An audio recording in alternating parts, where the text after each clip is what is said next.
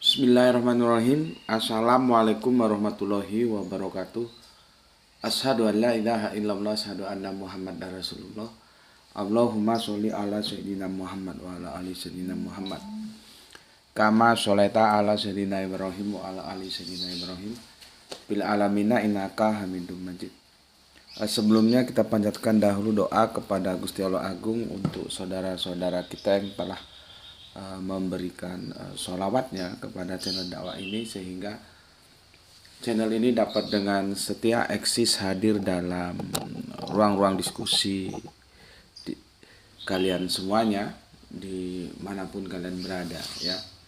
Tentu dengan sebuah harapan, insya Allah sholawat itu akan menjadi catatan langit amal soleh bagi mereka dan keluarganya kelak, dan insya Allah akan terbalaskan dengan balasan yang lebih baik lagi ya. Kemudian untuk seluruh pewarta terkasihku dimanapun kalian berada, di mancanegara, di dalam negeri, aku ucapkan terima kasih atas apresiasinya. Semoga selalu always dan tidak pernah never tetaplah bertumbuh menjadi satu pribadi tangguh, yaitu anti skip dan anti download. Jadi yang anti skip dan anti download itu selalu always dan tidak pernah never ya. Kalau mau ikut menyebarkan gimana? Ya linknya saja di share. Linknya di share kan jauh lebih simpel gitu ya. Jadi jangan videonya diunduh terus dipotong-potong gak karuan, terus diadu-adu juga gak karu-karuan, diunggah ulang, jangan ya. Kasihan yang melihat nanti justru dia akan tersesatkan dari menu utama kajian itu ya. Jadi linknya saja di share gitu. Oke, selanjutnya untuk kalian semua, aku nggak bisa sebutkan satu persatu. Terima kasih atas apresiasinya berupa doa-doa untukku dan keluarga, dan sungguh beribu-ribu terima kasih dihaturkan ya. Aku juga berdoa semoga kebaikan doa itu tercurahkan bagi yang mendoakan, bagi kalian semua ya. Sesama saudara kita saling mendoakan dalam kebaikan, dan insya Allah doa kita bagian dari sekian banyak doa yang dikabulkan oleh Gusti Allah Agung. Amin amin ya rabbal alamin. Logika tanpa logistik nggak jalan. Setajam apapun logika tanpa logistik nggak jalan, maka logistiknya perlu dipenuhi dulu biar logikanya jalan. Kopi. Bismillahirrahmanirrahim.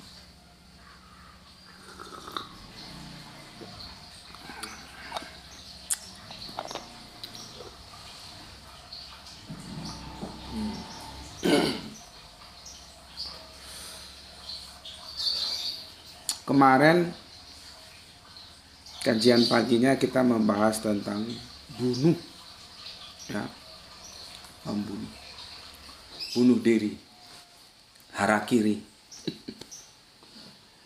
yang terkait dengan Kanjeng Nabi Musa memerintahkan Bani Israel yang mokong-mokong itu ya untuk membunuh diri ya. Dan itu memang terjadi perdebatan di antara para mufasirin, dan biasa lah ya.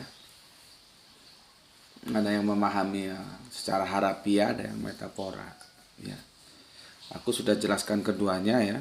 Jadi aku tidak ada yang sembunyikan, dan aku telah menentukan sikap. Aku ada pada posisi yang metafora. Jadi yang dibunuh itu karakter syiriknya ya, sehingga mereka tidak lagi musyrik tapi kembali menjadi tauhid gitu. Jadi bukan orangnya bunuh. Terus ada yang menafsirkan juga itu proses bunuhnya itu bukan bunuh diri gini, tapi saling membunuh gitu ya. Ya namanya tafsiran, terserah saja ya, kita hormati saja perbedaannya. Oke, kemarin sudah jelas ya masalah itu ya, dan kalian silakan saja pilih yang mana boleh. Mau mengikuti aku ya secara harafiah boleh, mau mengikuti yang lainnya Mau mengikuti aku secara metafora boleh, mau mengikuti yang lainnya secara harafiah juga boleh. Kamu ngaji di sini merdeka kok, ya. Silakan saja. Asalkan setiap pilihan kamu bisa mempertanggungjawabkan secara intelektual, ya, secara rasional.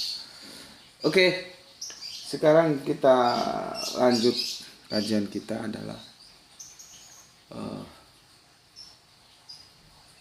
ini seperti kritik teks gitu ya, high kritik terhadap Quran surat At-Taubah surat 9 ayat yang ke-31 ya. High kritik. Kita mau melihat posisi Allah dan Isa ya. Atau kalau pakai saudara kita sudah nggak mau pakai Isa lagi, pakai Yesus. Allah dan Yesus itu posisinya gimana sih gitu. Ya, jadi high kritik ya.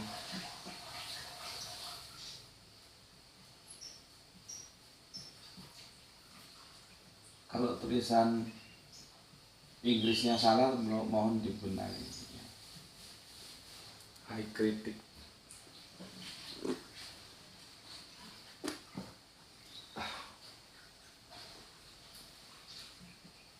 High kritik ya.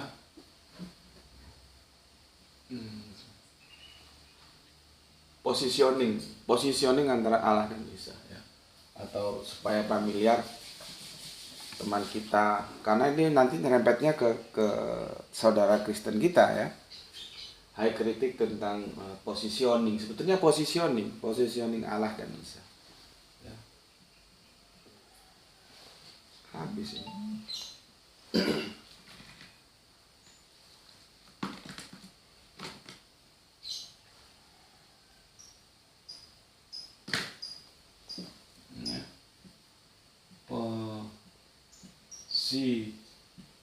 Positioning begini ya.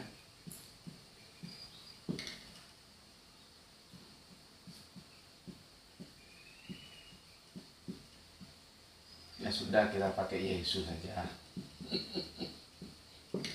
Ya. Quran surat At-Taubah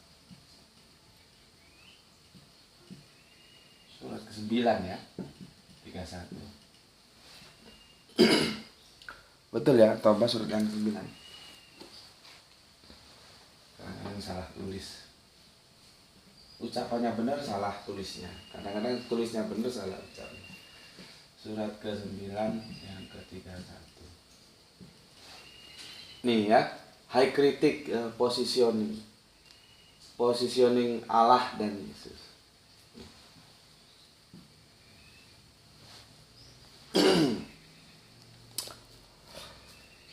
Nggak tahu ini apakah bisa satu seri atau tidak, kita mengalir aja dulu ya. Sebelum nanti kita melanjutkan dengan malakat aimanuhum ya. Bismillahirrahmanirrahim.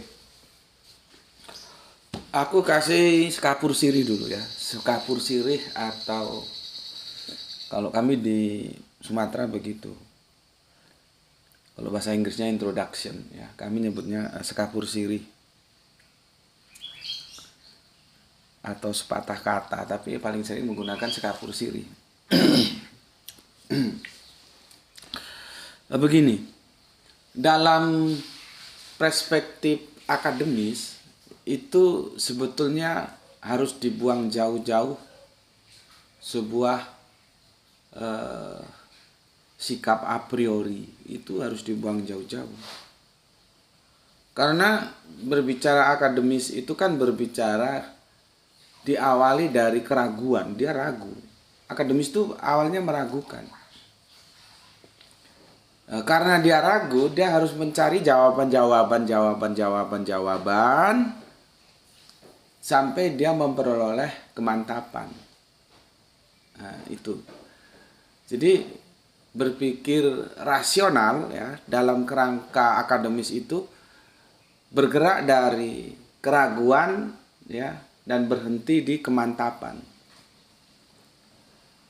Untuk mantap itu dia perlu informasi apa saja, karena nanti itu semuanya itu dijadikan serba mungkin, baru diuji dari sekian banyak kemungkinan itu mana yang benar bisa diaktualisasikan, kan begitu. Atau kalau bahasa risetnya hipotesa, ya, melakukan hipotesa dulu, dugaan.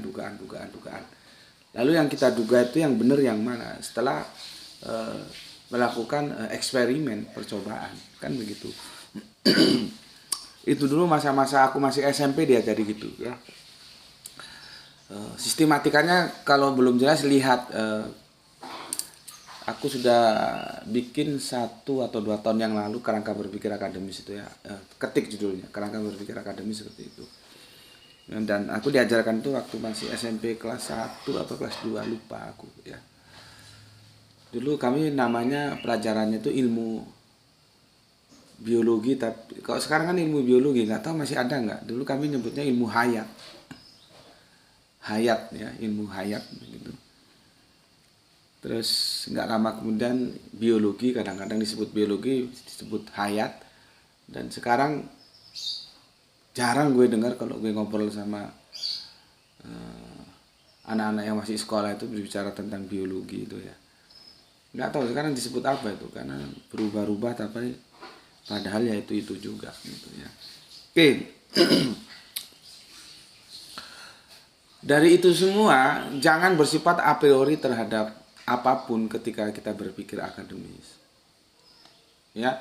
Karena ketika kita berpikir akademis tapi rasa a priori masuk, itu tidak menjadi objektif, sudah dia sudah subjektif. Makanya, ya, adanya sebuah apokrifa itu kan dalam tataran teologis. Sebetulnya dalam tataran akademis nggak boleh ada apokrifa, semua biarin saja dibaca. Orang dibaca aja kok, apa masalahnya? Kan dalam proses belajar itu harus membaca. Dan belajar itu boleh saja, ya. Dan harap dipisahkan antara belajar, ya, dan menerapkan, itu beda. Belajar itu dia perspektifnya pengetahuan. Di kita itu paham-paham komunis itu secara teoritis loh ini, ya. Secara praktis ya enggak tahu, kalian lihat sendiri, ya. Tapi secara teoritis kan kita tidak acceptable yang namanya komunis. Ya. Tidak acceptable kita dengan namanya paham-paham komunis itu, ya. Ini teoritis loh, ya. Praktisnya di lapangan yang bisa kalian nilai sendiri. Ya. Namun demikian, secara pengetahuan komunis itu boleh dipelajari.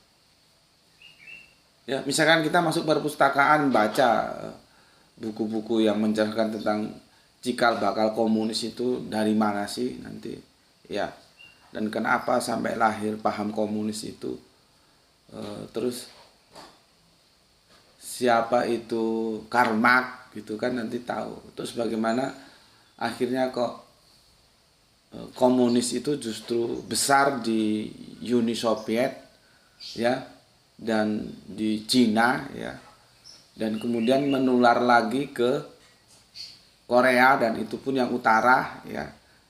Justru sekarang kita juga bertanya, apakah masih ada negara yang benar-benar komunis?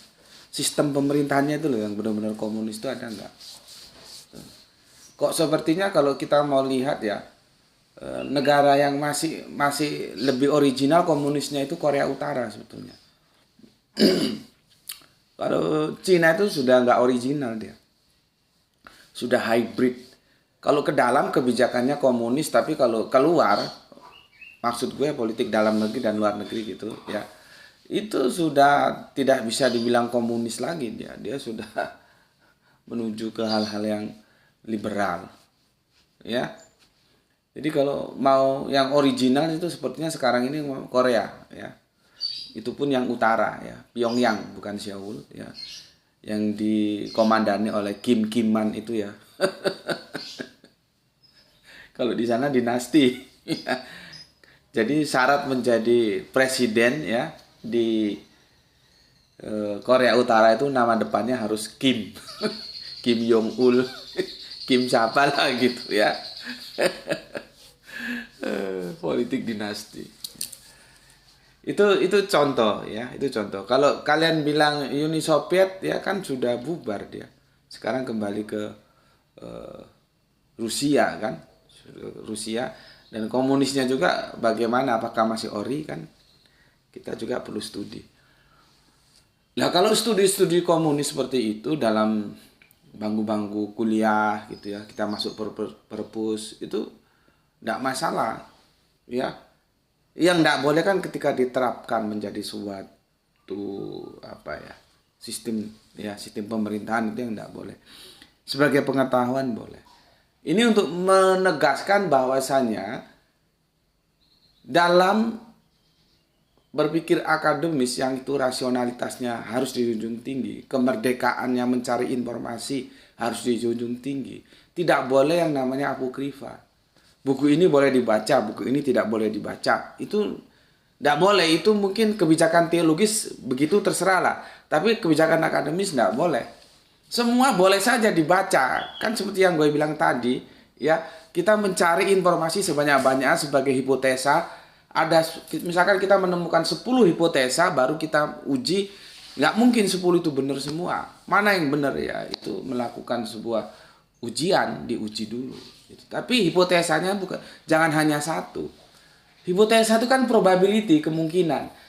Kenapa ini begini? Oh, kemungkinannya ini, kemungkinan ini. Dari segala kemungkinan itu kita uji mana yang ternyata benar dari segala kemungkinan. Nah, kan begitu. Jadi tidak boleh ada apokrifa, ada ini buku boleh dibaca, ini buku tidak boleh dibaca. Oh, ya. Seperti Injil itu ya. Kalau misalkan itu perspektifnya teologis ya monggo saja ya. Injil kan hanya terima 4 itu kan. Matius, Markus, Lukas, Yohanes ya. Sedangkan yang lainnya itu ada lebih sekian banyak Injil lagi, semua itu dijadikan apokrifa. Apokrifa itu ya boleh diterjemahkan tersembunyi, boleh tidak boleh dibaca ya. Ya intinya barang haram lah gitu. Begitu itu tidak boleh ya, karena akan menghambat kita untuk mencari informasi yang seluas-luasnya untuk menarik sebuah kesimpulan. Tidak boleh apokrifa itu ya. Jadi jangan a priori. Semua buku boleh dibaca, jangan a priori langsung ini. Jangan baca bukunya si ini karena ini diapokrifakan. Oh, tidak begitu. Ya. Oke. Jadi pesan gue, ini untuk siapa saja nih ya. Jangan memasukkan ya sikap a priori dalam mencari pengetahuan. Belajar saja semua. Toh nanti keputusan di kita mana mau dipakai, mana yang mau dibuang gitu. Ya. Begitu juga dalam keseharian kita di sini kita studi ya. Studi kita kan sebetulnya basicnya kan comparative religion. Ya, perbandingan agama sebetulnya ya. Jangan a priori. Kalau ada pertanyaan dari teman kita yang kafir ya, saudara Kristen kita, terus a priori, tidak boleh begitu ya. Karena apapun pertanyaan itu ya, itu juga bisa menjadi pengetahuan bagi kita, karena kita boleh jadi kita tidak tahu. Tapi kalau sudah a priori terhadap pertanyaan-pertanyaan atau pendapat-pendapat saudara kita yang Kristen, tentunya yang itu diajukan dengan standar etika ya. Ya, kita sebetulnya nggak perlu menekankan itu, sedangkan YouTube aja sudah memperingatkan kalau memberi komentar itu yang bagaimana ada aturan main. Yang orang yang punya agama itu seharusnya orang yang mengerti aturan gitu loh ya. Cuma kan kadang-kadang ya repot, ngakunya punya agama tapi aturannya seperti binatang. Ya. Oke. Apapun dari luar kita ya, itu jangan disikapi a priori. Oh ini dari kafir, Kristen, gue kagak mau. Enggak. Itu juga bisa menjadi ilmu bagi kita. Karena begini, namanya agama itu kan kitabnya di sana semua. Bibelnya di sana, Al-Qur'annya di sana. Ya, secara akademis seharusnya pengetahuan itu ya akan menjadi dasar untuk menjadi keimanan, kepercayaan. Ya, jadi percaya itu prosesnya kedua setelah tahu. Supaya tahu ya belajar dulu. Ya kalau ujuk-ujuk percaya, ujuk-ujuk beriman tanpa pengetahuan ya itu bisa, tapi itu namanya dogmatis. Ya. Lah kita kan rasionalis, justru kita membuang dogma, karena dogma itu membunuh akal. Ya bisa memang tanpa tahu langsung aja pokoknya you percaya dah, nah, itu dogma. Kita anti dogma, nggak begitu. Kita manusia punya akal kok dan harus memberdayakan akal ya. Jadi dogma-dogma seperti itu nggak laku di sini. Ya jadi Al-Quran sendiri mengatakan jangan kamu ikuti sesuatu yang kamu tidak tahu. Itu namanya delahom, nggak tahu kok diikuti saja. Ya. Artinya bagaimana? Ya kamu harus tahu, supaya tahu ya studi. Nggak ada cara lain, studi, belajar. Karena kita bukan orang yang simsalabim abrakadabra, lahir terus pinter, enggak. Studi gitu ya. Nah, terkait agama itu nanti akan berkorelasi dengan kitab suci. Orang yang telah gini. Kita aja ya, kita supaya gampang aku kasih gambaran kita. Kita orang Islam nih ya. Orang Islam. Dan itu bukan sepertinya ya, kebanyakan itu berlaku terhadap yang Islam, yang Kristen, yang Yahudi, yang Hindu, yang Buddha, ya semuanya lah. Ya. Kan agama-agama itu kan terkait dengan kitab suci. Menerima kitab sucinya itu secara keimanan, bukan secara pengetahuan. Ya. Dan itu sebetulnya nggak benar, harusnya kan pengetahuan dulu. Seperti yang Al-Quran perintahkan tadi kan, jangan kamu ikuti sesuatu yang kamu tidak tahu, maka tahu dulu gitu. Idealnya begitu, cuman praktisi di lapangan nggak begitu. Ya, kalau dia Islam ya sudah, dia tahu apa enggak, orang baca Al-Quran aja pernah atau enggak ya. Langsung saja Al-Quran itu dianggap sesuatu yang sudah diterima sebagai sebuah kebenaran yang absolut, padahal dia sendiri belum tahu. Ya. Kristen juga begitu. Ya, Kristen ya bicara Bible, entah itu perjanjian lama atau perjanjian baru. Sudah diterima aja.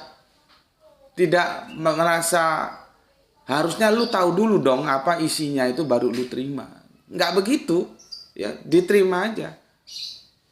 Begitu juga nanti Yahudi sama Torah ya sudah, terima aja. Nanti Buddha sama Tripitaka ya begitu. Nanti kalau Hindu sama Hindu itu apa kitabnya?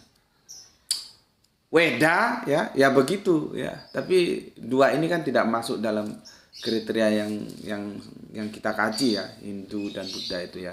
Di sini dia fokus ke Abrahamic faith ya, Yahudi, Nasrani dan Islam gitu ya. Seperti itu. Ya, keputusan seperti itu mengakibatkan kita kehilangan daya kritik terhadap kitab suci kita masing-masing dan memberikan kritik terhadap kitab suci saudara kita yang lain. Ya. Jadinya begitu. Seharusnya kan tidak begitu, seharusnya kita tahu dulu. Seperti gue Islam nih, Al-Quran, ya sudahlah, ini pokoknya bener lah ini, sudah. Itu enggak benar sebetulnya. Harusnya tahu dulu, supaya tahu yang ngaji. Seperti gue kan ngomong sama lu, nggak usah banyak-banyak. Nggak usah cepet-cepet juga bacanya. Yang penting lu baca per kata, per ayat, per surat, kamu pahami, sudah paham, ya. kamu resapi, masukkan dalam hati, setelah lewat pemerasan otak ya, dimaksimalkan, masuk ke dalam hati. Sudah itu apa? Lakukan sebagai terapan kehidupanmu. Jadi diterapkan, diaplikasikan. Ya, dibaca, dipahami, diaplikasikan. Cuman kan jarang yang seperti ini, orang bisa baca aja bilang sudah khatam, padahal khatam baca, paham belum. Lah kalau paham belum saja bagaimana akan menjadi terapan? Begitu. Seharusnya kan dipelajari gitu. Tapi enggak, dia Islam ya dia given saja. Sudah diterima. Pokoknya benar ini wis gitu. Dia Kristen ya ini apa ini? Bible ya wis pokoknya benar wis ini. Dia ya Yahudi Torah ya wis pokoknya benar. Jadi tidak ada rasa mempelajari, cari tahu duduk permasalahan di dalamnya itu seperti apa. Akhirnya kita tidak memberi kritik terhadap kitab kita masing-masing. Kalau Islam itu kan Al-Quran itu justru membuka diri untuk dikritik. Makanya ketika ada saudara-saudara kita yang kafir mengkritik Al-Quran, selama kritiknya itu berkerangka pikir akademis, itu seharusnya nggak boleh dilarang-larang. Justru kita suka orang Al-Quran sendiri mempersiapkan diri untuk dikritik kok.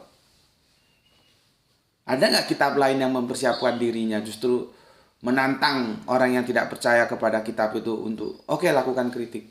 Kan nggak ada selain Al-Quran. Al-Quran itu bilang kalau kamu ragu coba bikin satu surat saja. Itu tantangan. Kalau lu kagak percaya ya lu bikin satu surat, bisa kagak? Gitu loh. Ya, artinya Al-Quran itu dia slager. Kalau tinju itu kan ada yang slager gitu ya. Berani jual beli pukulan.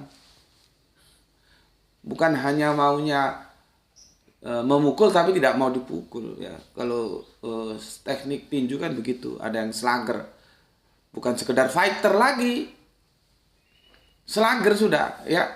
Lu jual gue beli. Lu ragu sama gue ya, gue Al-Quran ini, ya sudah lu bikin satu surat aja. Lu bisa kagak gitu. Nah, sampai detik ini kan nggak ada yang bisa. Ya, nggak ada yang bisa. Itu artinya ketika ada orang yang melakukan kritik terhadap Al-Quran, itu harus kita apresiasi dengan catatan memang itu murni dalam bingkai pengetahuan, bukan yang sekarang ini kan rusaknya yang mengejek lah, yang sesuatu yang sebetulnya tidak pantas dilakukan karena sudah keluar dari bingkai-bingkai akademis. Itu memang ya tidak boleh lah gitu ya. Karena dari apa yang aku sebutkan tadi, akhirnya kita menerima kritik kitab suci kita itu dari saudara kita yang kafir, yang tidak seagama dengan kita. Akhirnya begitu. Islam ya menerima informasi-informasi kritik terhadap Al-Quran dari Kristen. Begitu sebaliknya, Kristen menerima kritik untuk Bible dari saudaranya Islam, gitu loh. Yang ada faktualnya kan seperti itu. Dan itu sebetulnya salah, karena kita seharusnya tahu dulu tentang kitab suci kita masing-masing baru menentukan sikap. Gue imani enggak? Kan begitu. Ya. Nah, proses ini high critic positioning Allah dan Yesus terkait Quran surat At-Taubah 931 ini lahir dari sosok yang masih kafir, bukan dari Islam. Dan aku yakin, aku kasih ya probability 99% ini yang ngaji di sini, yang Islam ini, aku yakin kalian tidak pernah memberikan kritik terhadap Quran surat At-Taubah surat 931 ini. Enggak, karena kalian sudah menerima oke ini. Kan begitu, ya. Dari situasi seperti ini aku banyak mendapatkan pengetahuan ya yang berupa kritik terhadap Al-Quran sebagai kitab suciku itu justru dari saudara-saudara kita yang kafir, yang Kristen. Lah kalau aku a priori, kan jadinya gue nggak tahu. Itu yang gue maksud, dalam menuntut ilmu, jangan a priori. Dari siapa saja nggak apa-apa, kita tampung nanti baru kita lakukan analisis gitu loh. Lah kalau ujuk-ujuk sudah a priori, pokoknya gue mau dengar yang Islam aja lah, yang Kristen nggak mau. Ya, jangan masuk ke dunia comparative religion kalau begitu. Bismillahirrahmanirrahim. Paham ya? Jadi tajuk kita kali ini ya, berasal dari kritik saudara kita yang masih kafir. Dan aku akan membahasnya. Lah kalau aku sudah a priori, kafir lu. Gitu. Kan nggak jadi bahasan, nggak jadi ilmu ini. Karena di sini, ya, saudara kafir kita mengkritik bahwa Allah dan Yesus itu menjadi positioningnya setara. Gitu loh ya. Nah, kamu kan mulai bingung. Bingung kamu, nggak usah pura-pura, goblok gue. Karena kamu tidak pernah memberikan kritik ini terhadap Quran surat At-Taubah. Bagaimana sebetulnya positioning antara Allah dan Yesus?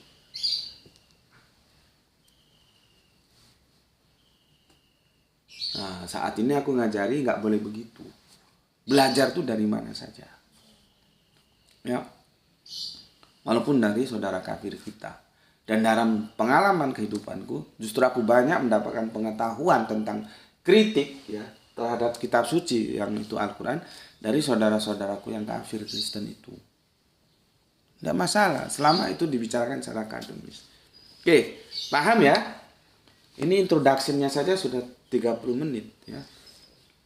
Karena kalau nggak aku jelaskan duduk permasalahannya, ya, kalian nggak tahu nanti kemana diskusi ini akan aku bawa.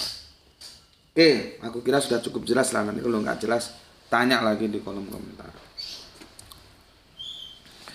Oke, sebelum kita kaji ya surat At-Taubah 9:31 ini, aku baca dulu komen yang masuk dari kalian kemarin ya.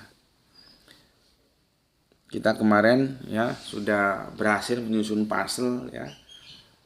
Bagaimana seharusnya memahami bunuh ya ketika Kanjeng Nabi Musa memerintahkan untuk bunuh diri itu ya. Oke. Komennya pertama dari Irfan Al-Akbar, bener lan pener, benar dan tepat. Benar benar ya. Menunjukkan sesuatu itu dikerjakan memang sudah benar, tidak salah. Pener itu tepat ya. Jadi dalam Jawa itu ada bener, ada pener. Kadang-kadang bener tapi dia belum pener. Nah, seperti yang kemarin aku jelaskan ya. Oke, ini sama Irfan di breakdown.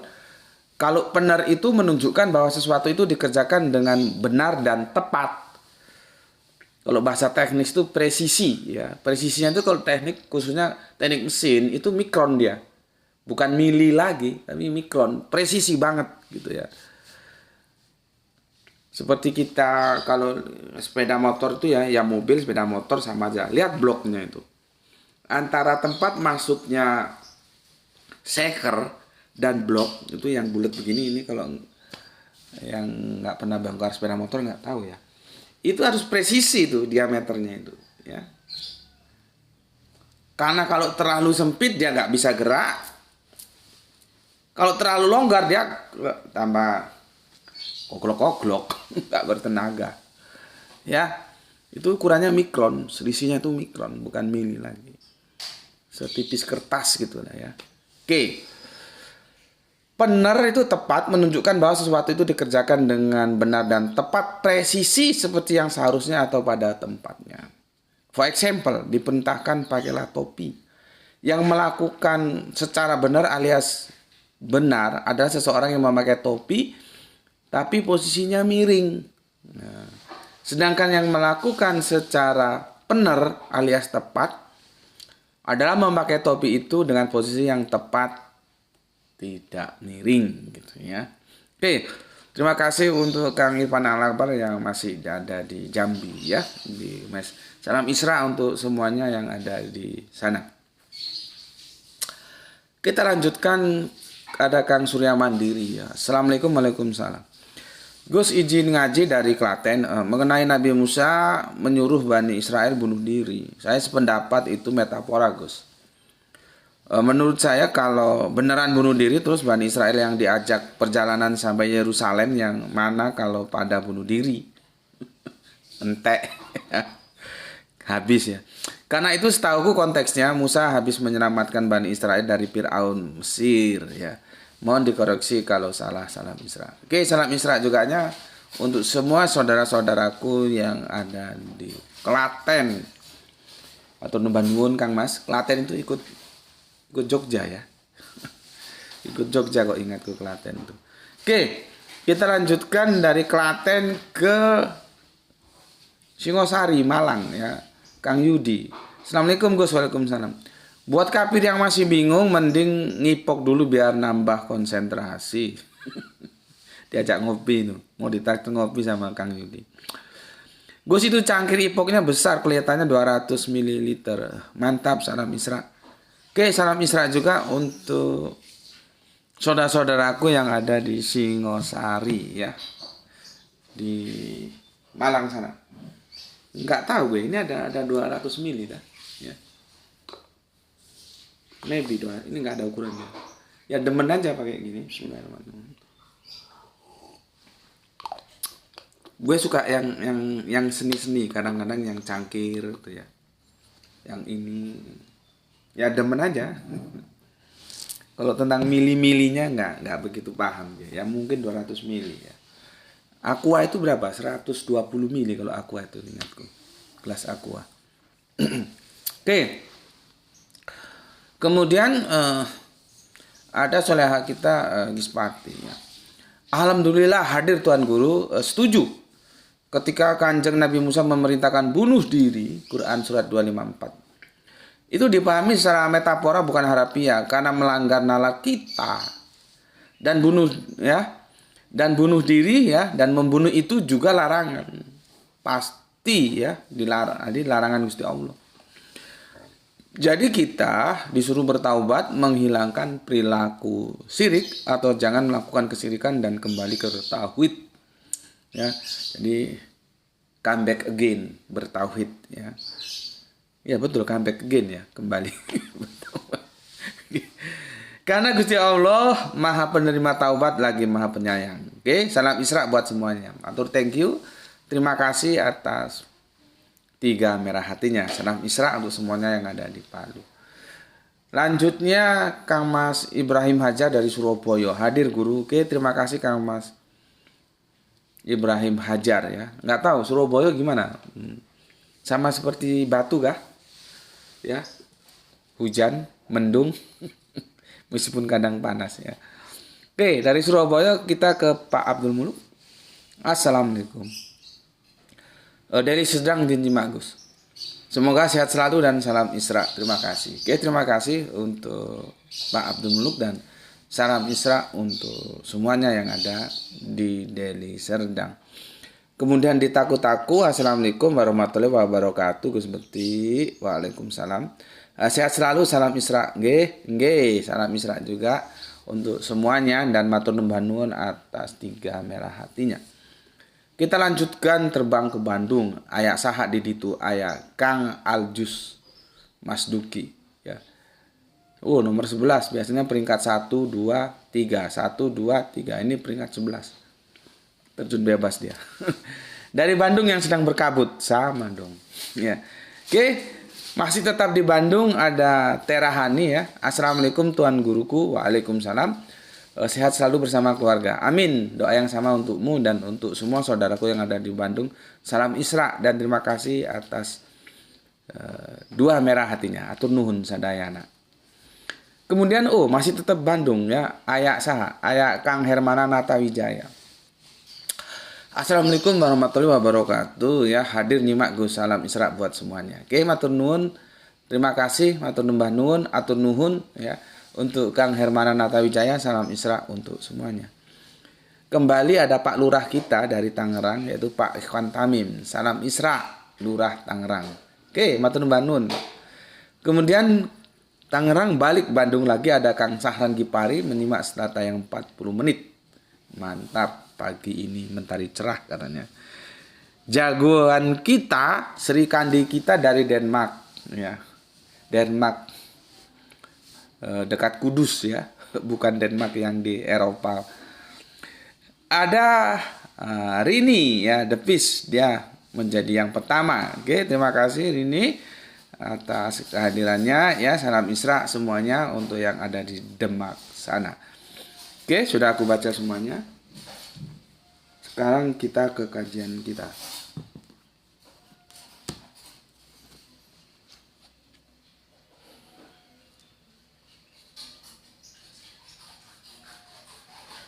Ini panjang ya.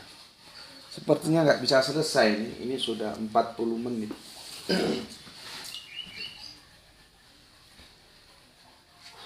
Ditulis cukup nggak ini ya? Aku bacakan begini ya. Nanti kalau perlu ditulis coba tak tulis ya. Bismillahirrahmanirrahim, surat 9 ya, atau nomor ayatnya yang 31. Itakhozu ahbarohum waruhbanahum arbabam min dunillahi. Nah, ini yang harus diperhatikan ya. Ada wawu sana. Wal masihab na Maryam wama umiru ila liya'budu ilaha wahidan la ilaha ilahu subhanahu amma yusirikun. Itu ya. Itu orinya begitu. Sekarang kita ke terjemahannya ya. Sebelumnya kamu buka dulu surat At-Taubah 931 biar sama-sama enak. Ya, aku juga buka 931. Ya. 931. Di Android boleh supaya cepat ya. Jadi kalau kita terjemahkan itu jadinya begini. Mereka menjadikan orang-orang alim ya. Gue tanda kurungnya nggak gue baca lah ya, karena itu kan tambahan dari si penerjemah ya. Ya silakan saja ya. Supaya lebih ori gue kagak baca dulu ya. Nanti kalau memang diperlukan gue baca, karena tanda kurung itu kadang-kadang memang diperlukan, tapi salah mengisi tanda kurung bisa salah juga pemahamannya. Seperti kemarin sudah kita bahas ya, tentang kuntum khairu ummah, itu kan tanda dalam kurung, ketika di dalam kurungnya salah ya salah semua pemahamannya ya. Oke, tanda kurungnya kagak gue baca dulu ya. Mereka menjadikan orang-orang alim dan rahib-rahibnya sebagai Tuhan selain Allah dan Al-Masih putra Maryam. Padahal mereka hanya disuruh menyembah Tuhan yang Maha Esa ya, wahidan itu ya, ilahau wahidan ya, Tuhan yang Maha Esa ya, la ilaha ilah ya, tidak ada Tuhan. Jadi ingat guru ngaji gue nggak mau kalau Tuhan, maunya ilah atau Rob itu ya. Ya nggak apa-apa ya, streng banget guru ngaji gue ya. Ya, tidak ada Tuhan ya, sebetulnya kan tidak ada ilah selain Dia kan begitu ya. Maha suci Dia dari apa yang mereka persekutukan. Ya. Coba aku mau tahu, ada nggak yang menurutmu di sini itu perlu pemahaman yang itu benar-benar paham supaya tidak salah memahami ayat itu. Pernah nggak kamu melakukan high critic? Coba. Kamu kan enjoy saja, menerima saja, karena kamu jatuh awalnya itu sudah iman, tidak tahu dulu. Nah, high critic ini aku peroleh dari saudara kita yang kafir Kristen. Dia mempertanyakan, ya, kalau begitu kan posisi Allah dan Yesus menjadi setara dia. Coba, ngerti nggak kamu yang aku maksud? Di mana letak kesetaraannya?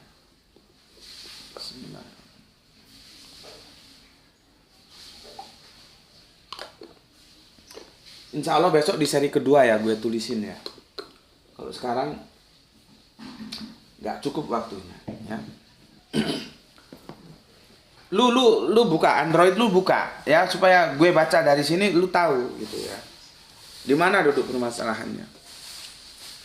Ya. Udah gue baca ya. Mereka menjadikan orang-orang alim dan rahib-rahibnya sebagai Tuhan selain Allah. Di sini tidak ada masalah. Gue bacakan lagi ya. Mereka menjadikan orang-orang alim dan rahib-rahibnya sebagai Tuhan selain Allah. Di sini tidak ada masalah. Ya. Masalah mulai timbul ketika berikutnya setelah wow ya. Wow ya. Wow itu dan artinya ya. Dan Al-Masih putra Maryam. Ini yang kemarin digugat oleh rekan kafirku. Saudara kafirku dari Kristen. Kalau kamu kan bacanya enjoy saja ini. Karena kamu jatuhnya sudah iman. Nggak tahu dulu baru beriman. Tapi cukup-cukup beriman. Jadi kamu lihat ini sudah nggak ada masalah. Nah, akhirnya kamu tahu kalau ini ada masalah dari saudaramu yang kafir. Seperti yang aku bilang tadi. Kita prosesnya itu ujuk-ujuk iman saja terhadap Al-Quran. Tidak memberikan kritik. Dan begitu juga di yang lain seperti itu. Kristen given saja, nerima saja terhadap Bible tanpa memberikan kritik. Dan keduanya sama-sama nggak akademis. Yang seharusnya tahu dulu baru beriman. Baik yang Islam maupun yang Kristen. Tapi kan jarang yang seperti itu. Nah, akhirnya karena dia tidak pernah melakukan kritik terhadap kitab sucinya sendiri, dia akan mendapatkan kritik itu dari saudaranya yang lain. Jadi kalau Islam menerima kritik Al-Quran dari Kristen, kalau Kristen menerima kritik Bible dari Quran. Dari yang Islam. Jadinya di keseharian kita seperti itu. Ya. Seperti itu. Itu fakta seperti itu. Dan itu salah sebetulnya. Maka aku bilang tadi, aku yakin 99% saudara-saudaraku yang Islam tidak pernah memperhatikan ayat iman. Sudah diterima saja, oh ini Al-Quran ya benar.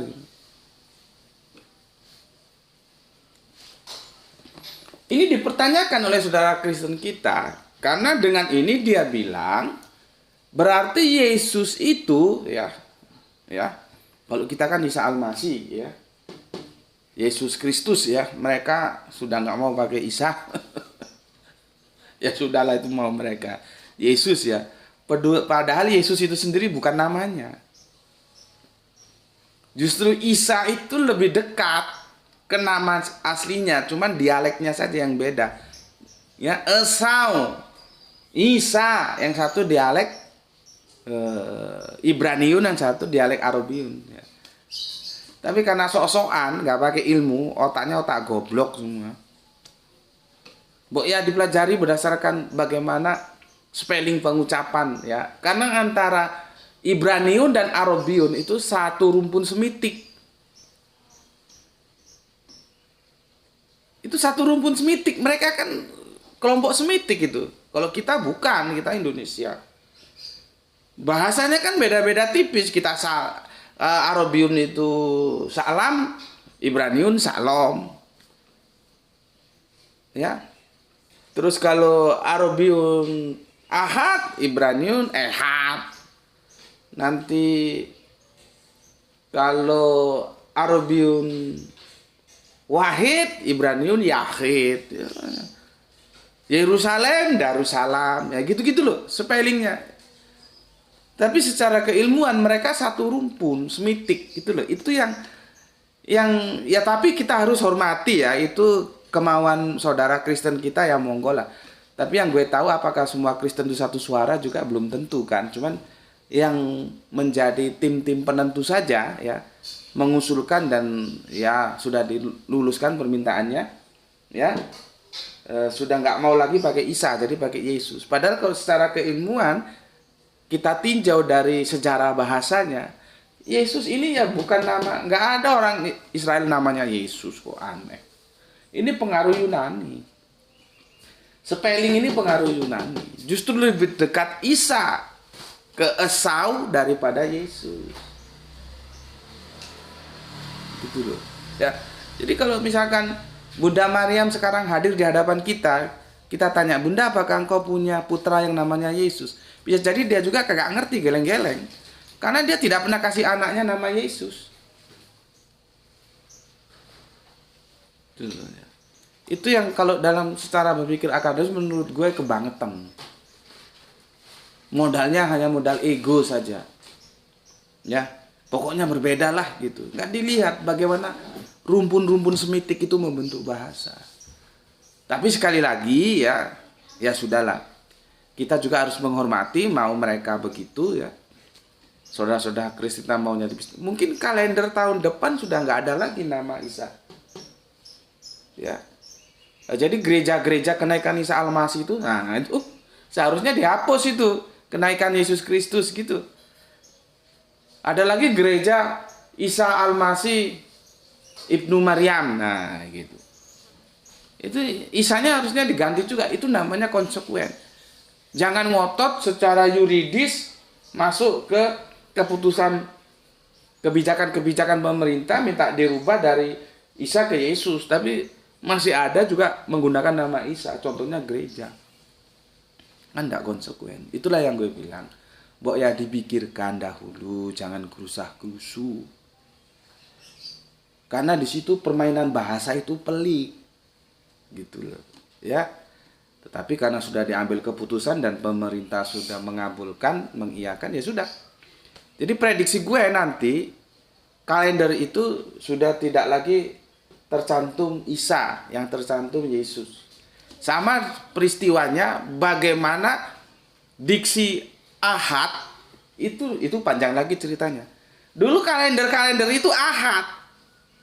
Terus bagaimana bisa berubah menjadi Minggu? Sampai anak-anak kita kadang-kadang nggak tahu hari Ahad itu, tahunya hari Minggu. Jadi nyebutnya seminggu. Kalau kami di Sumatera nggak begitu. Kami nyebutnya kan Sumatera itu budayanya itu menyandar ke Melayu. Maka kami nyebutnya pekan. Nggak minggu. Akhir pekan. Bukan akhir minggu atau bukan mingguan gitu, enggak ada. Kami nyebutnya pekan, sepekan, bukan seminggu. Kan sekarang jarang, coba kamu lihat, masih ada. Mungkin kalender yang dicetak oleh atas nama kelompok itu mungkin ada ya, pakai Ahad ya, masih pakai Ahad. Ahad, Senin, Selasa, Rabu gitu ya. Seharusnya sih nggak begitu memang. Tapi nggak apa-apa kan, itu sudah penyesuaian. Harusnya kan Ahad, Isnain, Sulasa gitu kan. Tapi sudah disesuaikan spellingnya menjadi Ahad, Senin, Selasa, Rabu. Diksi Ahad itu sudah hilang. Jadi Minggu. Gimana ceritanya? Panjang. Itu ada kekuatan juga yang merubahnya. Ya. Jadi percetakan-percetakan itu diatur, dikondisikan bagaimana menghilangkan kata Ahad itu dengan menggantikannya Minggu. Sama dengan ini.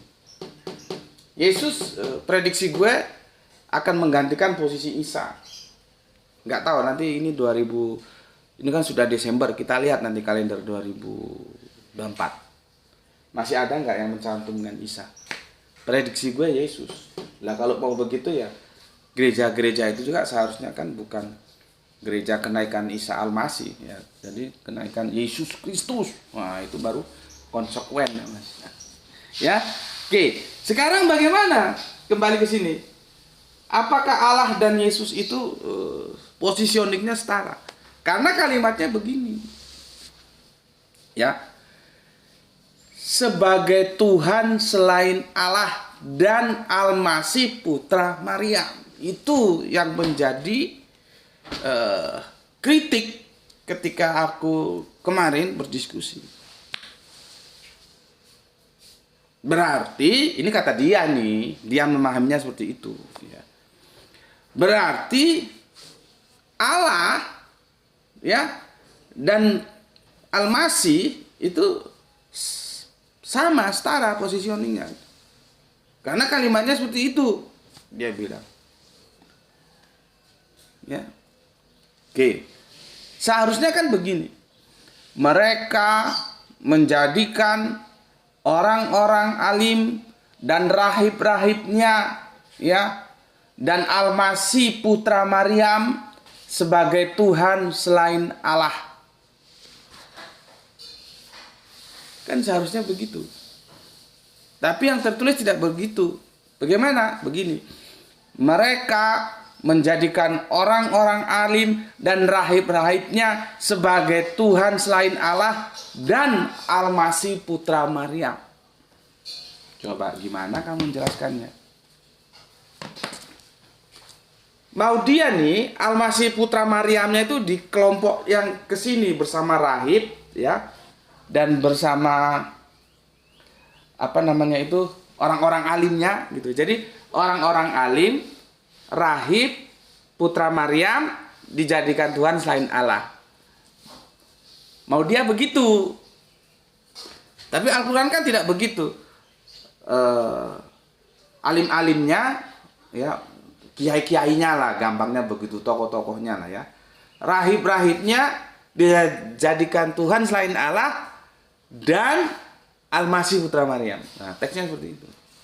Dari dasar itulah dia mengatakan Allah dan Yesus itu satu positioning. Bisa nggak kamu menjelaskan?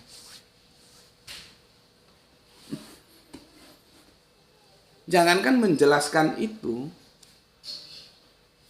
kamu terbelalak dengan tajuk yang aku ajukan ini, karena kamu tidak pernah memberikan kritik. Kamu jatuhnya sudah beriman gitu saja. Dan itu tidak akademis. Itu yang gue bilang tadi, jangan a priori. Dalam mencari pengetahuan itu jangan a priori, dari manapun kita ambil. Kita tampung.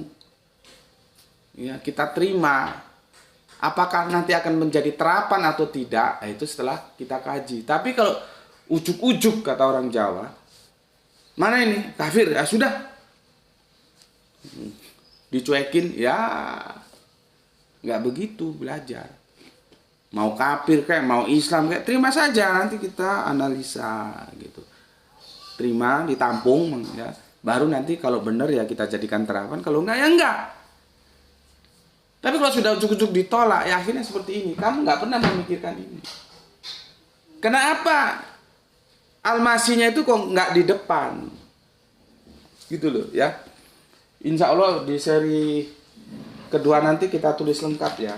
Di sini ini sebagai gambaran dulu supaya kamu tahu dan bisa menjadi bahan diskusimu ya. Kan begini. Ini alim, orang-orang alimnya, orang-orang alim ya. Ini skemanya aja ya, gue tulisin supaya gampang. Plus rabi-rabinya ini, rabi-rabinya ya, ini ya, rabi-rabinya itu dijadikan Tuhan selain Allah. Baru di sini ada dan Putra Maryam ya, Al-Masih.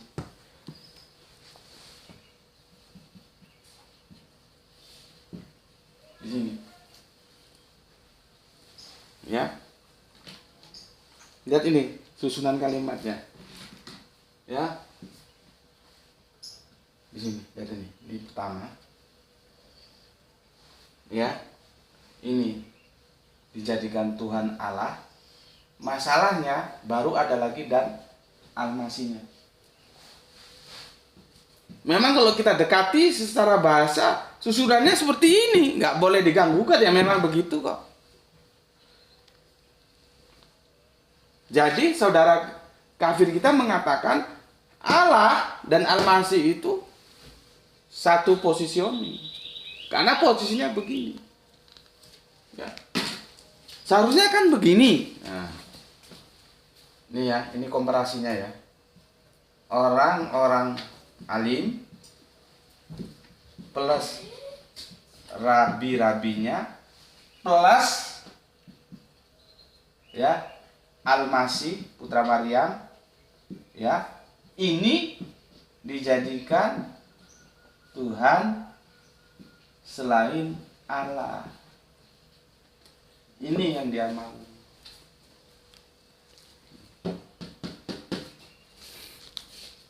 Graito?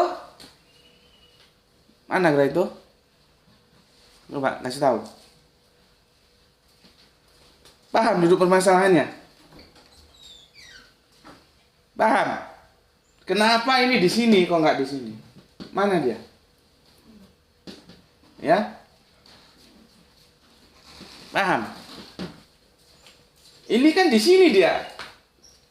Coba lihat tuh, ini masuk ini. Ini bisa di situ masuk. Nah, paham ya kalian ya permasalahannya ya?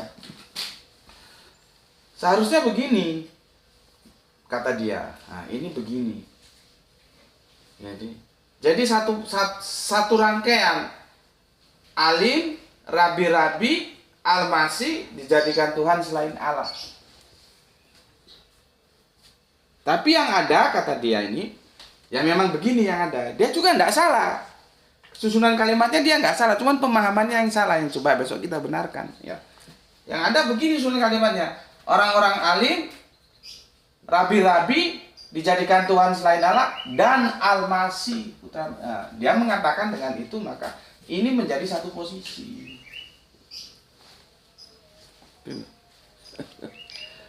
Sudah 1 jam lebih ya, kita akhiri insya Allah. Besok kita lanjutkan ya. Seri 1. Pernah kamu berpikir tentang ini? Enggak pernah. 99% aku yakin ya. Jadi aku kasih 1% saja kesalahan. Aku membuat sebuah hipotesa ya.